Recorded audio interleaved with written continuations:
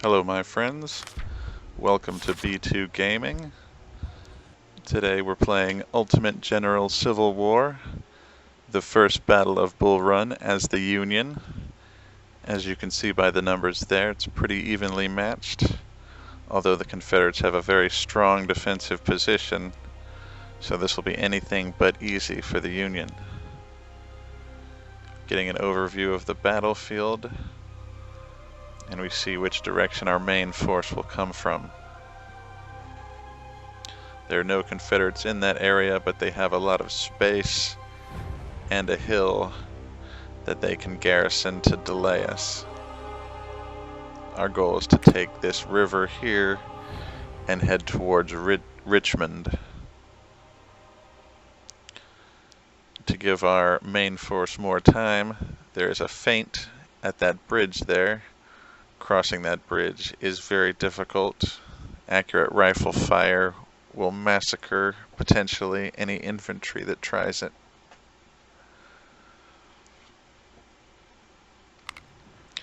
We've received our briefing, and our first units enter the map. The 1st Ohio and 2nd New York, followed closely by a pair of artillery units, and then the 2nd Ohio.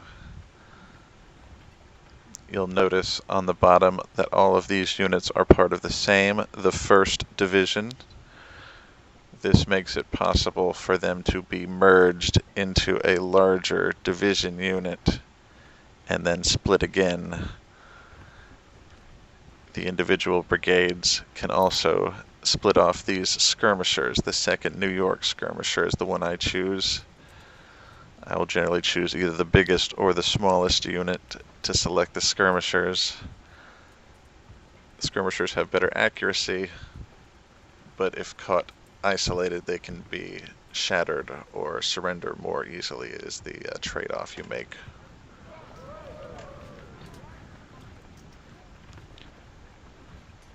Soon our skirmishers will identify that this barricade is manned. That's the 4th South Carolina.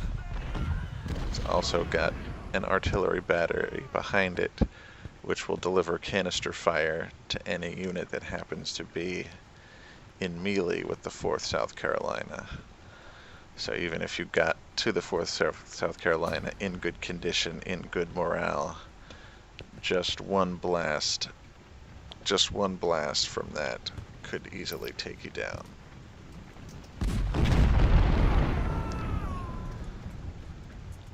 Some melee cavalry comes across. You can tell it's melee cavalry by that symbol. The white horse without any rifle across it is the melee cavalry. But cavalry, though strong in melee, is very bad at taking full volleys from infantry. So you really want to approach from the flanks rather than across a bridge. Again, the AI is a little too aggressive. Their skirmishers are coming across a river, which has very poor cover. You can see when I pause the mouse, you get the information on the type of cover and damage you'll do in an area. Also, there's stealth and other factors. A unit is hiding in that trees, and because there's a high stealth bonus for trees, my infantry units can't spot them. The skirmishers have better spotting, which is why I deployed the skirmisher to spot the artillery, which I have targeted, as it is the key defense there. The 4th South Carolina will do a lot of damage, but I outnumber it. If I charged all 3 units, I would win. It's the artillery that would really potentially save that position, so by whittling it down, I am preparing to cross the bridge, even though this is supposed to just be a feint. In fact, they don't reinforce it, so crossing is possible if you can get there before the Hampton Brigade, the much larger, more experienced brigade, shows up.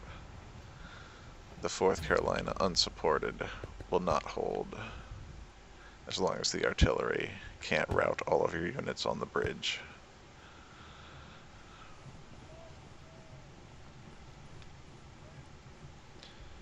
So at this time I'm deciding which way to go.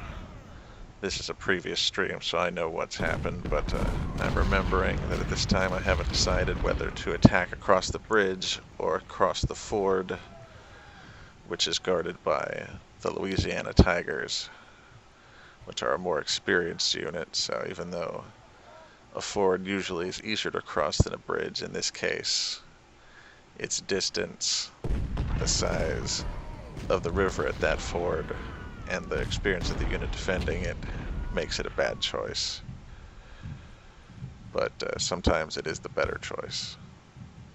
Plenty of times I've played this and taken the ford because they don't reinforce the ford, but they do reinforce the bridge if you don't move quickly. Every 25 men in an artillery unit represents a gun, so getting that artillery down to 99 men will take its 5th gun out of the equation, reducing its firepower by 20%. So the damage it's doing to my men and artillery will be reduced in just another volley or two. My main force begins to arrive, and you can't make Matthews Hill before B and Bartow's brigades do, but you can get in position to strongly attack them and hopefully rout them without taking many casualties. At this point I'm just staying static and luring some Confederates to attack me, which is very unwise given that they have no good angle of attack. The river gives them only 2 potential attack angles, that bridge and that ford. Same for me though, which is why I haven't gone yet despite a strong numerical advantage. My artillery has taken about 15 or 20 casualties. Their artillery now at 31. It started at 120, so I'm getting the better end. I have 8 guns to their 4 now, so even though they're on a hill, you can see by how bright the terrain is, the relative elevation. Also there's some etching there in the ground that shows the contour, but it can be very difficult to tell the peaks from the valleys. But essentially, the brighter the terrain, the higher it is.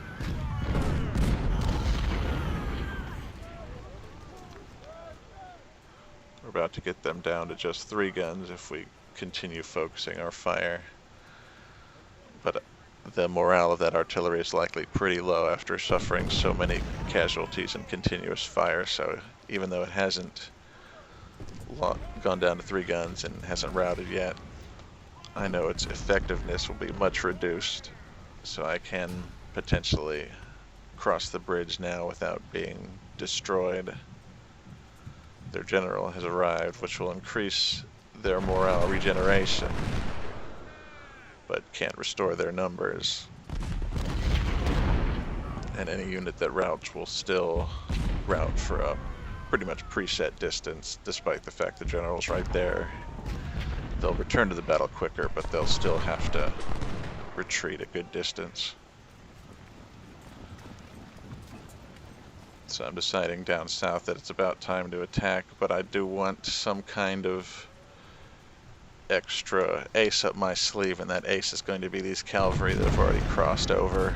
If I can time the attack just right, these cavalry won't take any significant fire, and they'll also be able to take out that artillery so that it doesn't even get one good shot at the infantry brigades as they cross over.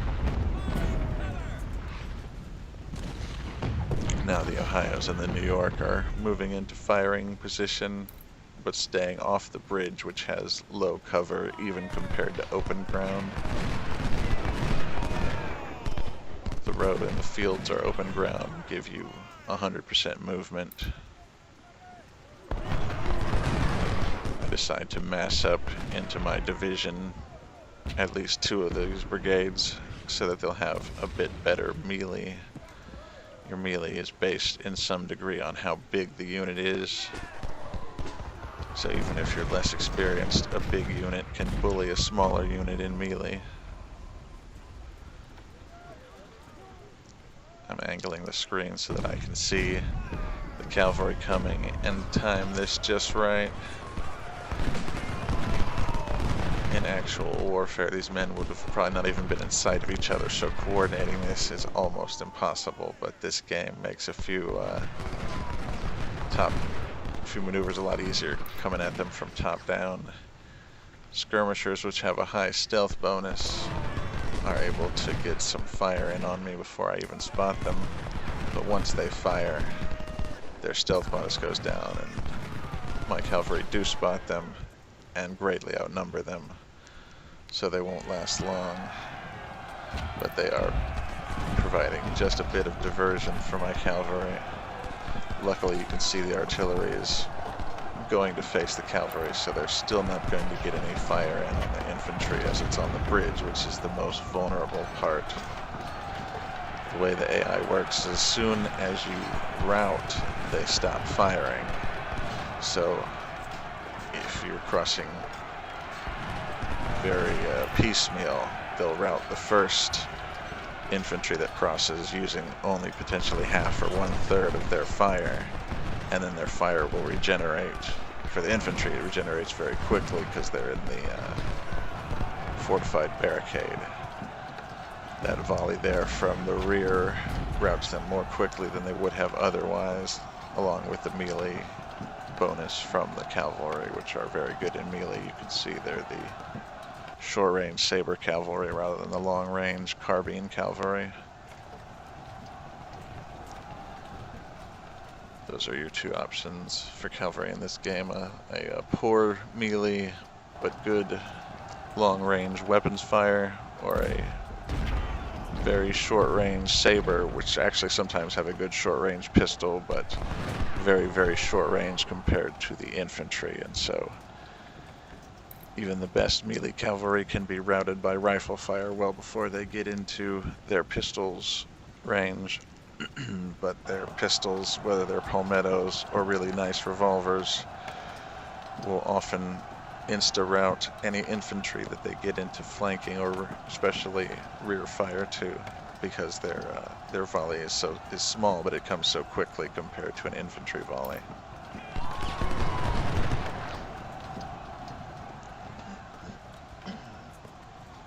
Okay, you can see that went very well, and the Louisiana Tigers are just not quite sure what to do. They're manning their defensive positions, probably wondering if they should be beating a hasty retreat across the river to help the 4th South Carolina, but maybe thinking that they'll just become caught up in the disaster as well.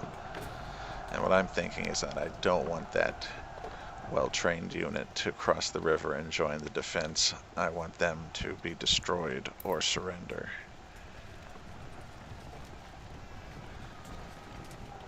Side note, my family is from Louisiana, so I feel a little bad about this. So fellow Louisianans know that I'm conflicted in completely destroying the Louisiana Tigers.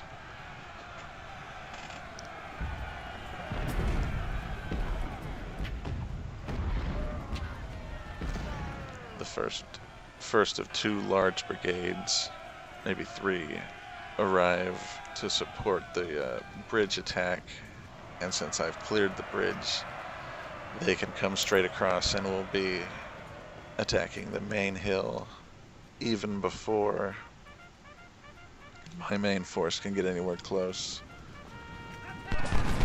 Bartow decides to charge, and this is generally what you want to get the Confederates to do early on with the Union, because the Union has better rifles, so if you can hit them while they charge, you can usually rout them and not take any damage yourself, as long as you achieve the rout before they make melee contact. Pardon me.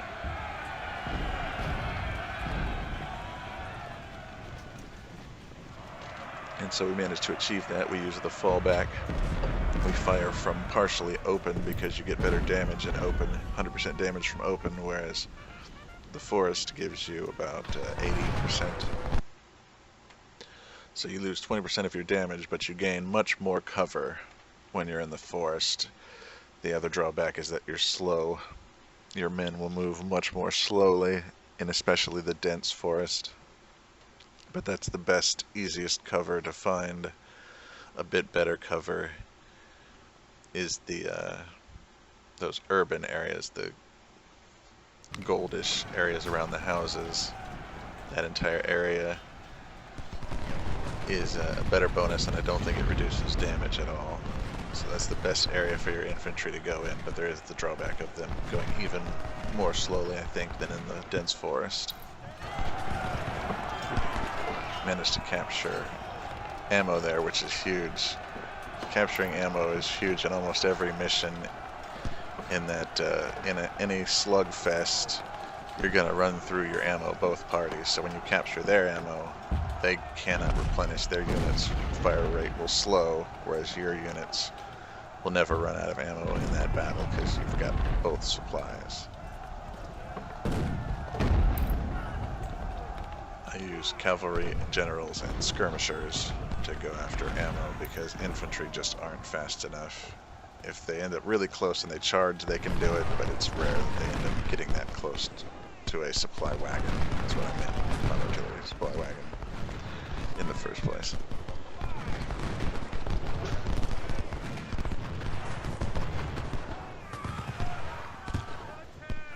These initial 2 artillery would be useless without these Confederate supplies coming in and giving them our ammo.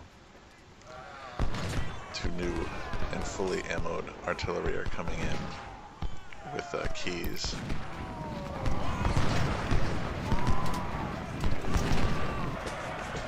You can get the units in a little bit faster by directing them, but I'd have to pause the game to do that, and my convention, my philosophy in general, and especially when streaming, is to not pause at all, because I don't want to create really slow and boring content.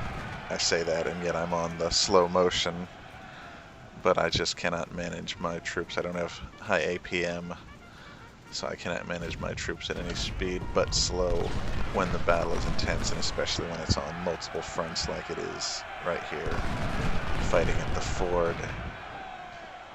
Louisiana Tigers show their skill there.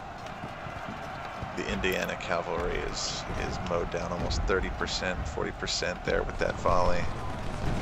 But I get in from both directions, so one of those cavalry was going to get the rear-facing volley and do enough morale damage to essentially rout them.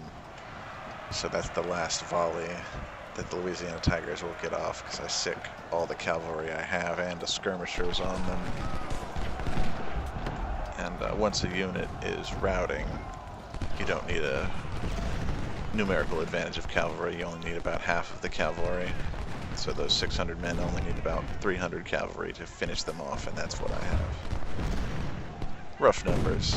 The quality of the cavalry and the weapons they have matter the same as the infantry. The Louisiana Tigers probably have good morale, so if I wasn't on them like I am, they would come back quick.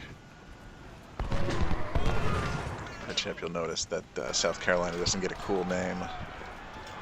The Louisiana Tigers do. They're a more historically known, famous brigade. I think most people know the Iron Brigade, the Irish Brigade, the Texas Brigade. So I think Louisiana Brigade is a little less known, but in that same level of historically known brigades with historically Civil War historical buffs.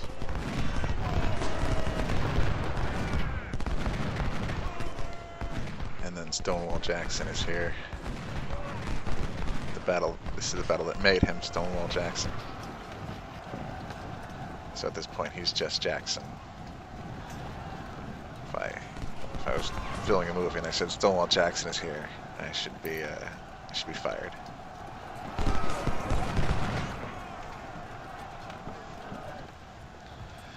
So you see you have to select the cavalry every now and again and stop them so that they'll engage the use of their pistols.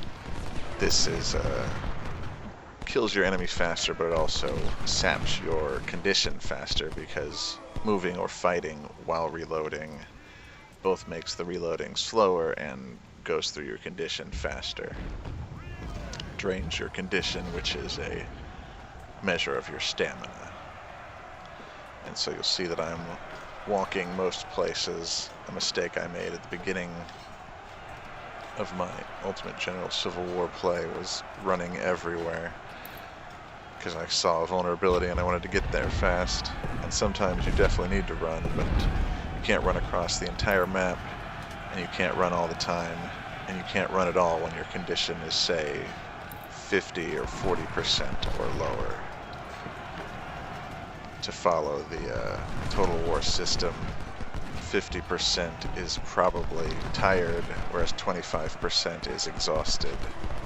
So you don't want to fight in the 25% range. You'll be minimally effective. And if your enemy has full condition, they'll be killing you left and right, especially in melee, but also in range, because they're reloading faster.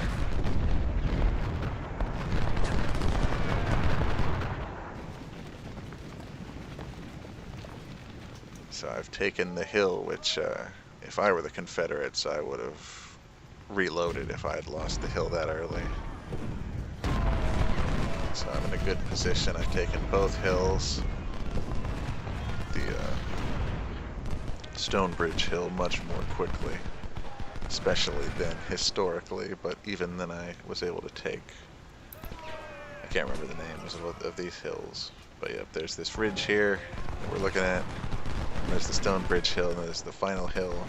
Maybe that's Matthews Hill, or no, Henry Hill. It's there on the screen. Sorry, I'm zoomed in, looking at the center. But yeah, that makes that Matthews Hill, the ridge, and then Henry Hill.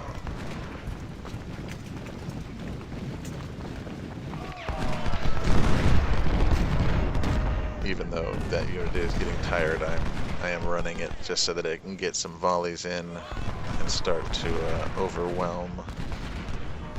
You want to put the type of fire pressure on the enemy that starts to rout them, but in many cases you don't want them to fully rout because then they're out of range.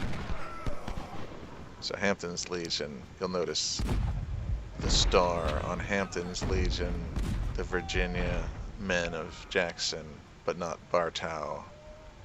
Can't remember, I don't think the 4th South Carolina had it. But that represents Tier 0, Tier 1, 2nd and 3rd stars on a unit would be Tier 2 and 3. I don't think there's a single one of those in Bull Run. There are no experienced troops. These are basically militias in some cases, 90-day militias fighting it out. The most trained men are the regular army men and the artillery men.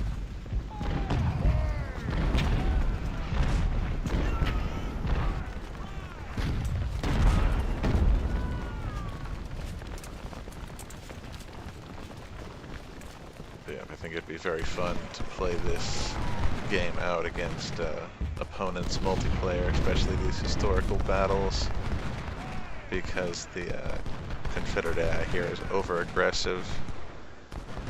Bartow and Hampton should be withdrawing across the river already. Those Virginia units should have never entered the creek, so they make the battle easier by being overly aggressive compared to what they could have been. They're especially devastating, these maneuvers, if you're over-aggressive. If you're charging in, then their counter-charge will rout your men. But since I've stayed far enough back, they're just entering perfect firing position for me.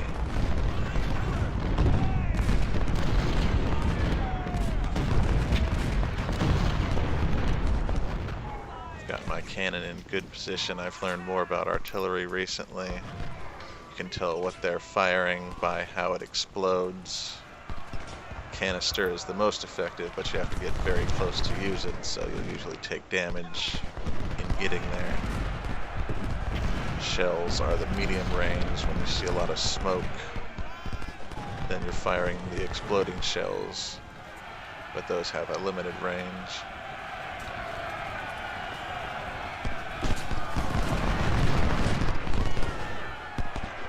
Bartow has a lot of men, and so he's threatening despite not being very experienced. Make sure to get behind Bartow before opening fire, so that my fire will definitely be flanking or rear-facing fire. Given he outnumbers me so much, I don't actually want to enter melee until he's already routing. There you see his color changes as he goes. First into wavering, and then finally routing. And ideally we'll get him to surrender, but you have to deal a certain amount of casualties before surrender becomes possible, and then you have to continuously deal enough to get his morale to 0 or maybe negative. I don't know the actual numbers there.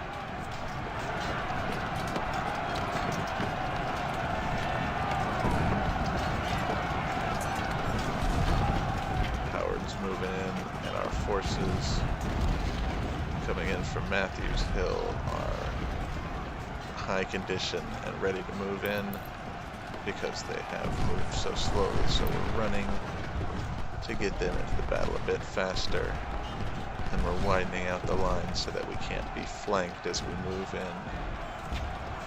We want the wider line, with Jackson having moved into the hill. He's leaving his flank exposed.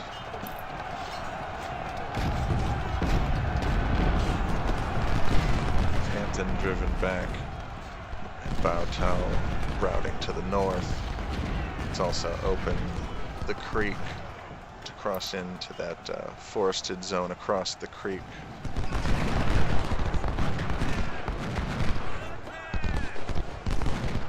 See, Bartow has huge numbers, but the fact that he's not very experienced,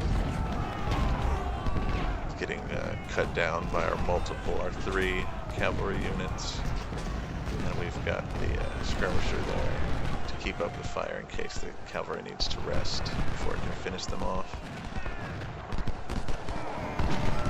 Keyes had his fire canceled so he didn't lose more condition and started to rest up. Crossing, we found out that there were some hidden units there in the forest. B, Hampton, and the 5th Virginia.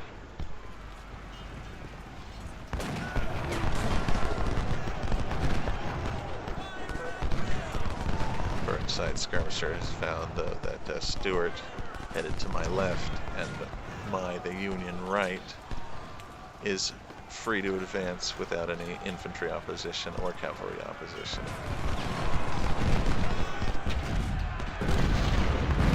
We're concentrating fire to clear the forest so I can cross like I thought I could earlier, but the ford has been cleared through concentrated artillery and rifle fire. Bartow routing off to the north rather than across the river like he should have earlier. B goes to wavering and then routes very quickly with the 2 artillery batteries joining in to the 2 infantry division and 1 skirmisher focusing their fire on B. Howard turns his rifles off so he can cross without losing too much condition. Also, once you're in the river, you have poor accuracy. I believe even worse than the forest.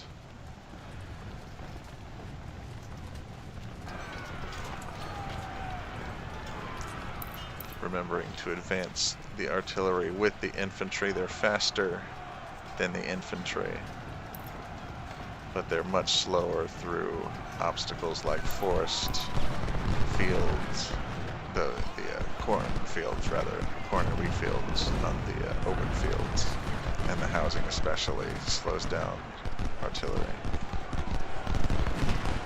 so they're usually worth maneuvering rather than just sending straight through obstacles. But I'm focusing on so much that I'm not worried in this particular battle about maneuvering the artillery. They're important, but they're not the key to defeating the enemy here. The maneuvers of my infantry are. Getting into range and taking out their artillery before it can cause too much casualties, and also flanking and keeping together at this point.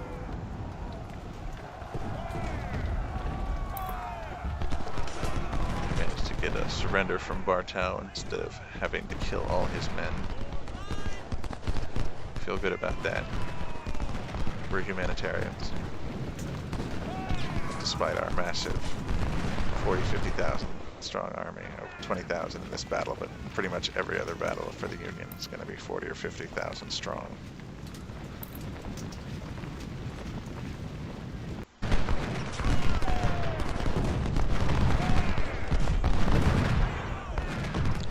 Yeah, I'm honestly pretty embarrassed for both sides. In the first Bull Run, the Union hardly has a single 1-star. The Confederates have no 2 stars. Most of their units have a star at least, showing historically they were the better soldiers at this point. Better soldiers, especially better cavalrymen, but much worse logistically and in the artillery department is how things shook out at the onset of the war.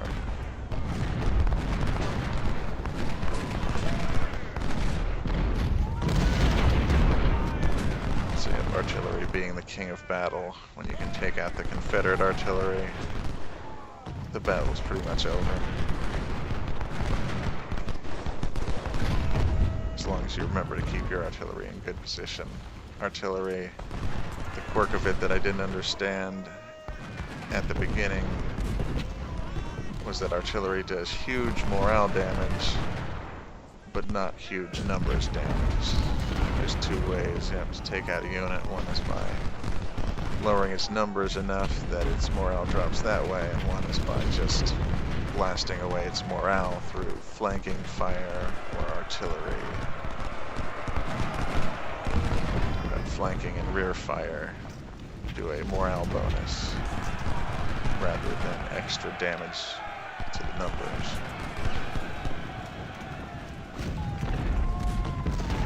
There's times when you want to slug it out because you don't want to do too much morale and rout a unit away, and there's times when you absolutely need to flank a unit to clear it away so that you can gain access to an area or numerical advantage in an area.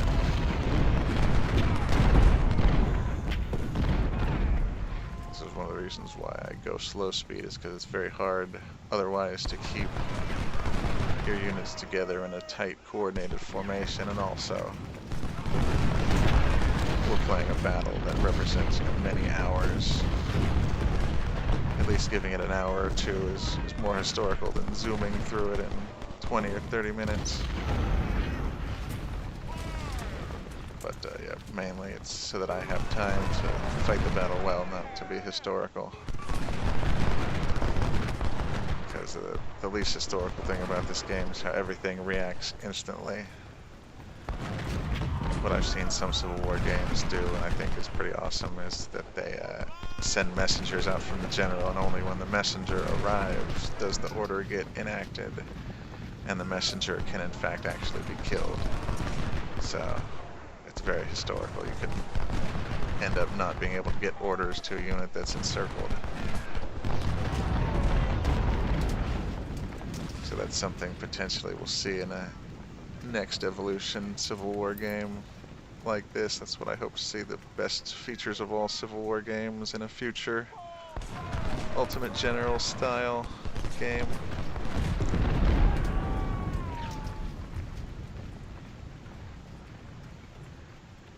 This game here and Napoleon Total War, I think, are the best representations for the 1800s rifle and cannon era warfare.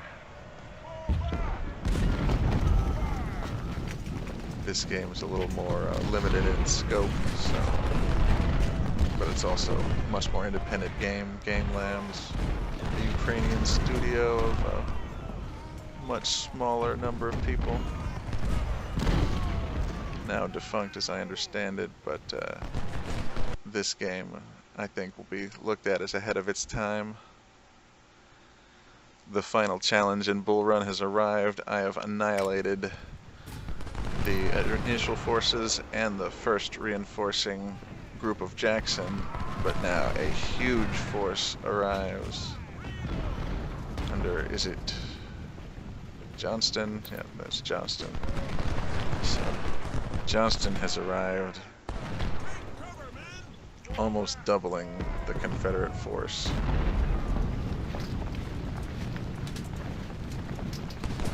Of what their total forces for the day had been.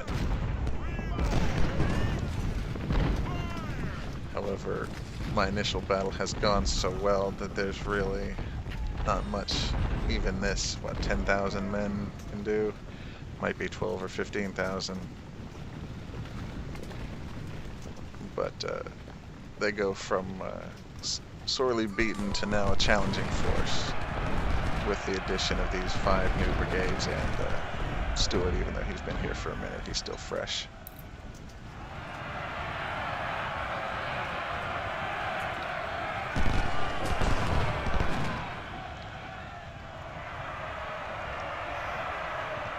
Burnside is staying there because he's got a good defensive position just to fire a volley or two and slow them down. But then he'll fall back to his infantry brigade, grabbing up space because I can trade all the space all the way back to the flag if they press strongly. And when you get the enemy to charge, he's using a huge amount of his condition for every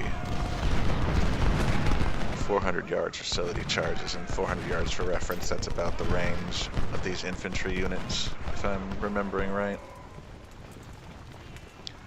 But you want to charge from well within rifle range so you don't use more than 10 or 20% of your condition in the charge. Take more damage, you essentially throw away your cover when you charge. And so you want to target any charging unit and sometimes even hold your fire so that they get a bit closer and into more effective range. And if you notice the enemy doing that, then you want to stop your charge and potentially fall back so that you minimize your damage rather than just let a unit get decimated by being in point blank range and charging when they take accurate rifle fire or even worse, canister shell. Canister shot, and then there's the exploding shell. You can take at medium range, which from a howitzer is just as bad. Especially the larger howitzers will just rout a unit by themselves once they've entered a certain range and you take a full barrage.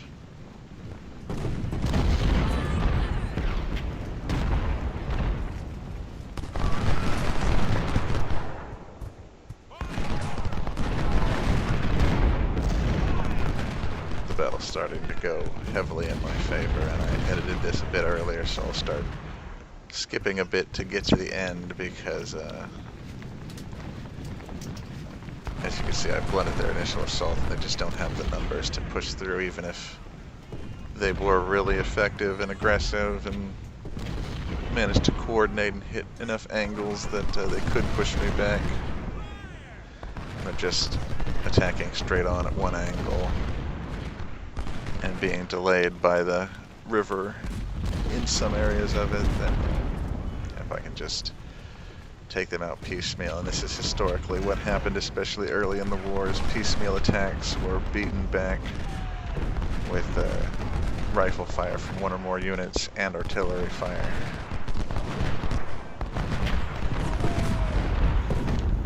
At this point, most of the artillery is small and ineffective. Good artillery is the Napoleon 12-pounders. Bad artillery is the 6-pounder, which will pretty much only do significant damage in canister range,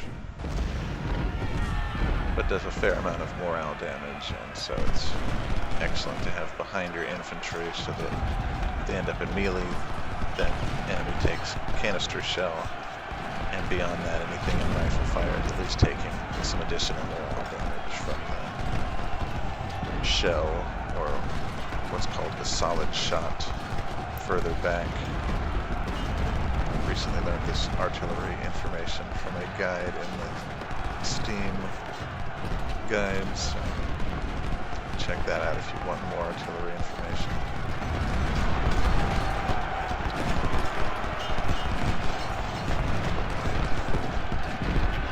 After a skirmisher unit takes 100 or more, or close to 50% casualties, you want to merge them, and then you can split them off again and they'll be replenished.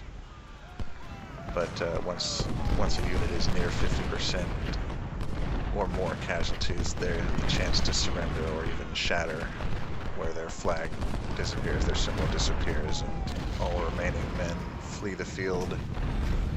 I think a nice feature would be is if you could run your general even into shattered men. They would form kind of a reserve that you could reinforce other units with, so that you could kind of reclaim them if you had good general movement.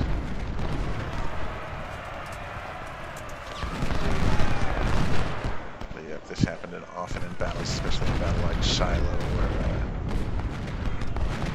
broken and shattered units kind of were reformed into ad hoc units by the generals as they came to the front. And then places like the Hornet's Nest, those men did very effective resistance despite being ad hoc.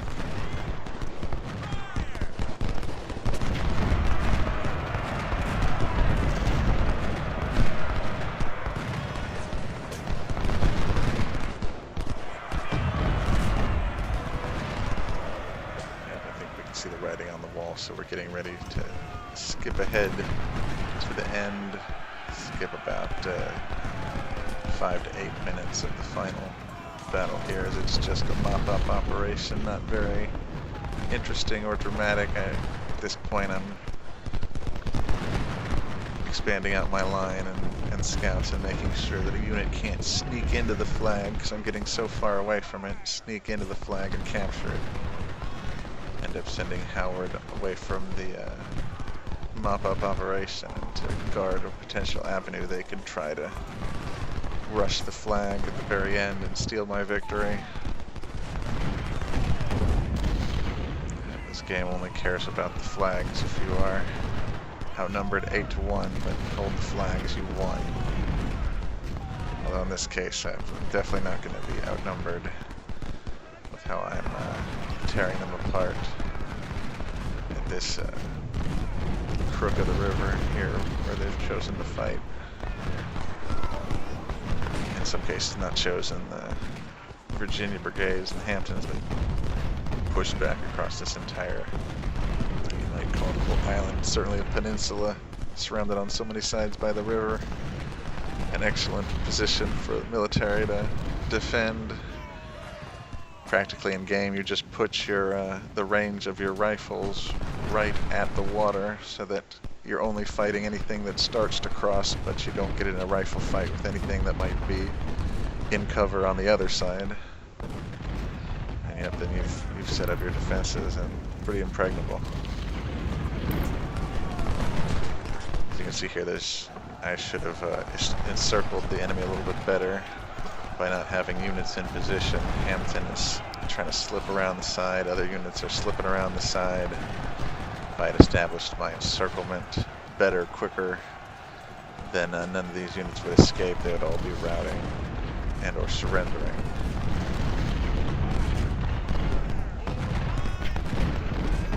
But yeah, give B credit, he's been around since the beginning.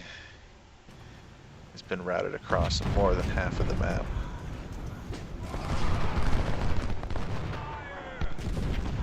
Begun to skip around a bit, but it's because we've captured and routed so many brigades that you can see at the top the blue bar is just dominating.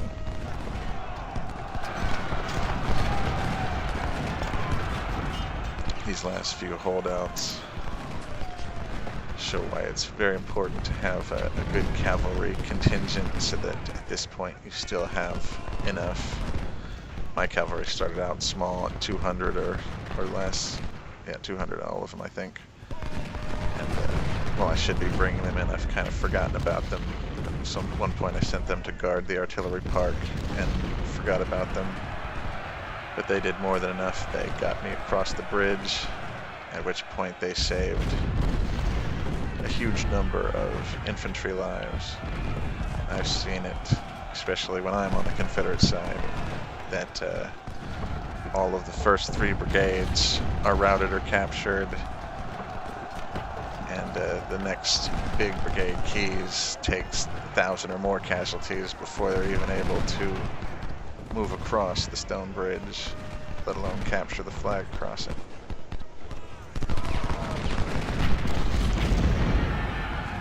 When a unit is surrounded, and especially in melee, and especially taking artillery fire, is when they're most likely to surrender. You have to really shock that morale system hard, especially for an experienced unit, because how high their morale stat is represents how much morale damage they take from certain things. And while the hunter in me wants to chase them all down, I recognize that I'm streaming and I want to keep things moving, not have my streams be 3 hours or more. I have done 13-hour streams before, so I've got the stamina, but not every viewer does. Going through the casualties, you can see those cavalry did damage all out of proportion to their size. 200 men killing 700. So excellent use of especially saber cavalry is essential in this game. You can't send them in too early, you can't send them through rifle fire. But when you attack routing units, when you hit the flank, they turn the tide of the battle. One of the best ratios I have achieved in this battle, or any battle. Thank you guys for watching.